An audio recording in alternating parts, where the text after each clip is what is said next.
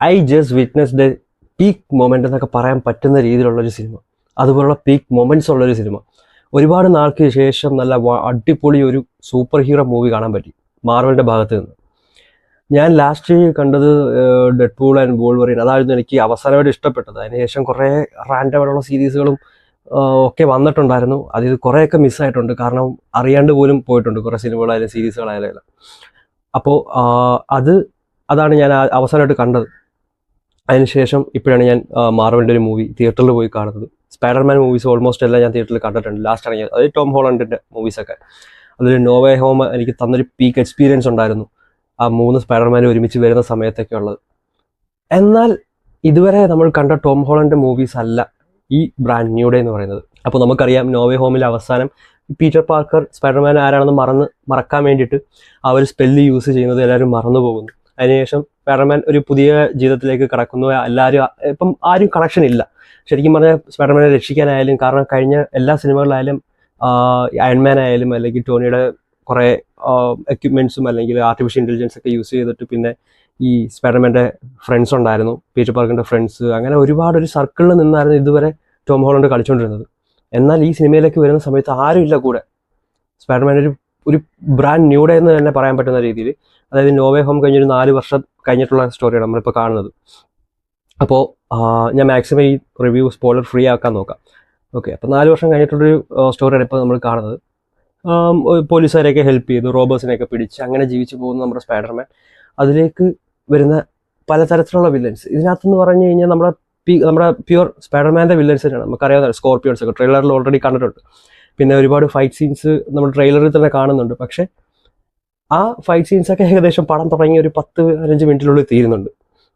എന്നാൽ ബാക്കി എന്താണ് സ്റ്റോറി, അതാണ് സംഭവം. എന്ന് വെച്ചാൽ നമ്മളുടെ സ്പൈഡർമാൻ്റെ ഒരു പക്ക ക്യാരക്ടർ അപ്ഗ്രേഡ് തന്നെയാണ് നടക്കുന്നത്. കാരണം ഇത്രയും നാൾ നമ്മൾ കണ്ട ടോം ഹോളണ്ട് ഒരു ടീനേജ് ബോയ് ആയിരുന്നു. ഒരു സ്പൈഡർമാൻ്റെ ആ ഒരു പവർ കിട്ടിയപ്പോൾ അതിൻ്റെതായ എക്സൈറ്റ്മെൻറ്റ് അതിനനുസരിച്ച് നിൽക്കുന്ന ഒരു ക്യാരക്ടറായിരുന്നു. അപ്പം പെട്ടെന്ന് എന്ത് ചെയ്യാം അല്ലെങ്കിൽ പെട്ടെന്ന് ഒരു ഡിസിഷൻ എടുക്കാൻ പറ്റാത്ത രീതിയിൽ, അല്ലെങ്കിൽ ഒരുപാട് ഈ ക്യാമിയോസ് ഒക്കെ വന്നിട്ട് അങ്ങനെ ഒരു മൂവിയായിരുന്നു, ഒരു സൈഡ് റോള് പോലെ. അല്ലെങ്കിൽ സ്പൈഡർമാൻ മൂവി ആണെങ്കിൽ കൂടിയും അത്ര ഒരു ഇമ്പോർട്ടൻസ് ഇല്ലാത്തൊരു മൂവി ക്യാരക്ടർ പോലെ തോന്നിയിട്ടുണ്ടായിരുന്നു ടോം ഹോളണ്ടിനെ. പക്ഷേ ഇതിലേക്ക് വരുന്ന സമയത്ത് ത്രൂ ഔട്ട് സ്പൈഡർമാൻ തന്നെയാണ്, ടോം ഹോളണ്ട് തന്നെയാണ്. പുള്ളിക്കാരൻ ആ ഒരു സ്യൂട്ട് ഊരുന്നത് തന്നെ കുറച്ച് 2-3 സീൻസൊക്കെ മാത്രമേ ഉള്ളൂ. പിന്നീട് ഇതിനകത്ത് മെയിനായിട്ടെന്ന് പറയാൻ ഇതിൻ്റെ റൈറ്റിംഗ് തന്നെയാണ്. റൈറ്റിംഗ്, പിന്നെ ഡയറക്ഷൻ, ഇതിലെ ഫൈറ്റ്, ആക്ഷൻ, കൊറിയോഗ്രഫി നമ്മുടെ ജാക്കി ചാൻ ടീം എന്തോമാണ്. പിന്നെ ഷാങ്ചിയുടെ ഡയറക്ടറാണ് ഇതിൻ്റെ ഡയറക്ടർ. ഷാങ്ചി കണ്ടവർക്കൊക്കെ അറിയാം, പക്ക നമ്മുടെ ഫിസ്റ്റ് ആയിട്ടുള്ള ഫൈറ്റ് സീൻസാണ് കൂടുതലും അതിലുള്ളത്. മറ്റേ സൂപ്പർ പവേഴ്സോ അല്ലെങ്കിൽ ഗൺ ഫൈറ്റ്സ് അങ്ങനത്തെ സംഭവങ്ങളൊന്നുമില്ല. അപ്പോൾ ആ ഒരു രീതിയിലുള്ള ഫൈറ്റ് സീൻസ് ഓൾറെഡി അറിയാലോ, സ്പൈഡർമാൻ്റെ ഫൈറ്റ്സ് ഒക്കെ ഓൾമോസ്റ്റ് അങ്ങനെ തന്നെ ആയിരിക്കും. അപ്പോൾ അത്, പിന്നെ പണിഷർ വരുന്നുണ്ട് ഇതിനകത്ത്. പണിഷർ സ്പൈഡർമാൻ തമ്മിലുള്ള ഒരു കോംബോ എല്ലാം അടിപൊളിയാണ്. ഒരുപാട് കോമഡി ആയിട്ടുള്ള സീൻസൊക്കെ ഉണ്ട്, അതൊക്കെ നല്ല രസമുണ്ട്. പിന്നീട് സെൻഡയ, പിന്നെ നെഡ്, ആ ഒരു ഫ്രണ്ട് ക്യാരക്ടർ. അപ്പോൾ അവരുടെ ആ ഒരു സർക്കിളിലോട്ട് ജസ്റ്റ് ഒരു ഫ്യൂ മിനിറ്റ്സ് അല്ലെങ്കിൽ അങ്ങനത്തെ ഒരു ഷോർട്ടും സീനൊക്കെ ഉണ്ട്. പക്ഷെ അതൊക്കെ അവരുടെ ഒരു കെമിസ്ട്രി ഒക്കെ ആയാലും ഒക്കെ അടിപൊളിയാണ്. നമുക്ക് നല്ല രീതിയിൽ ഇമോഷൻ തരുന്ന രീതിയിലുള്ളൊരു കുറച്ച് സീൻസൊക്കെ ഉണ്ട് അതിൽ.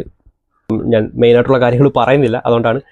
അപ്പോൾ നല്ല വില്ലനായിട്ടാണെങ്കിൽ അത് ഒക്കെ അടിപൊളിയാണ്. ഓക്കെ, നല്ല ഒരു ക്യാരക്ടർ പറയാലോ, ക്യാരക്ടർ ആർക്കാണ് ശരിക്കും പറഞ്ഞു കഴിഞ്ഞാൽ. അപ്പോൾ സ്പൈഡർമാൻ ഒരു വേറൊരു തലത്തിലേക്ക് ഇവോൾവ് ആയി ഒരു കുറച്ചുകൂടെ മെച്യൂർഡ് ആയിട്ടുള്ളൊരു സ്പൈഡർമാൻ ആണ് നമുക്കിതിൽ കാണാൻ സാധിക്കുന്നത്. പിന്നെ ട്രെയിലറൊക്കെ കണ്ടിട്ട് ഫുള്ള് ആക്ഷൻ മൂവി അല്ലെങ്കിൽ അവഞ്ചേഴ്സ് കണക്ഷൻ വേറെ രീതിയിലോട്ട് പോകുന്ന രീതി, അങ്ങനത്തെ എക്സ്പെക്ടേഷൻ ഒന്നും വെച്ച് പോകരുത്. ഒരു സ്പൈഡർമാൻ മൂവി കാണാൻ പോവുക.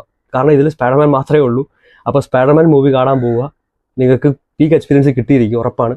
കാരണം അതുപോലത്തെ സംഭവങ്ങളാണ് ഇതിൽ നടക്കുന്നത്, അതിനകത്ത് എഴുതി വെച്ചിരിക്കുന്നത്, ഡയറക്റ്റ് ചെയ്തിരിക്കുന്നത്.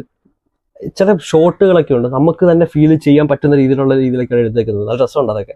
പിന്നെ ഇതിലെടുത്ത് പറയേണ്ട ഒരു ക്യാരക്ടറാണ് നമ്മുടെ ഹൾക്ക്. ബ്രൂസ് ബാനറായിട്ട് പ്രൊഫസറായിട്ട് വർക്ക് ചെയ്യുന്നത് നമുക്ക് ട്രെയിലറിൽ കാണാൻ സാധിക്കുന്നുണ്ട്. അതേപോലെ തന്നെ ട്രാൻസ്ഫോം ആവുന്നതും ട്രെയിലറിൽ കാണുന്നുണ്ട്. പക്ഷേ നമ്മൾക്ക് മിസ്സായ ആ ഒരു അവഞ്ചേഴ്സിൽ മിസ്സായ ആ ഒരു ഹൾക്കിനെ നമുക്ക് വീണ്ടും ഫുൾ സ്ക്രീനിൽ ഇങ്ങനെ കാണുമ്പോൾ പുള്ളിയുടെ ഫേസ് ഫുള്ളായിട്ട് ആ സ്ക്രീൻ നിറഞ്ഞു നിൽക്കുന്നൊരു സീനുണ്ട്. രോമാഞ്ചം എന്നൊക്കെ പറഞ്ഞുണ്ടല്ലോ, അതും നമ്മുടെ സ്പൈഡർമാനുമായിട്ടുള്ള ഫൈറ്റ് സീൻ, ഹൾക്കും സ്പൈഡർമാനോടെ നേർ വീഴുന്ന സീനൊക്കെ കിഡില്ല വരുന്നു. എനിക്ക് ഭയങ്കര ഇഷ്ടപ്പെട്ടു ആ ഒരു സീൻസൊക്കെ. അപ്പോൾ ഇനി മുമ്പിലോട്ട് വരുന്ന, അതായത് ഇനി അടുത്ത് വേറെ സിനിമകളൊന്നും വരുന്നില്ല.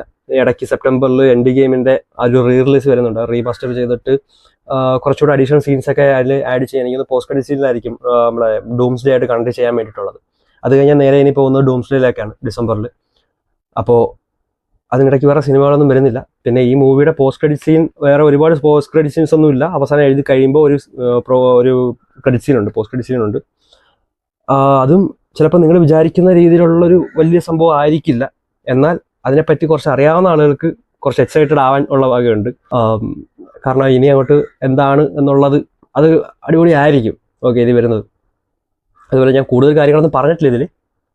നിങ്ങൾ പോയി കാണുക, അടുത്തുള്ള തിയേറ്ററിൽ നിങ്ങൾ പോയി കാണുക. ഉറപ്പായിട്ടും തിയേറ്ററിൽ തന്നെ കാണുക. കണ്ടിട്ട് എന്താണ് നിങ്ങളുടെ അഭിപ്രായം എന്നുള്ളത് കമൻറ്റ് ചെയ്യുക. വേറൊരു വീഡിയോയിൽ കാണുന്നവർക്ക് എല്ലാവർക്കും ബൈ.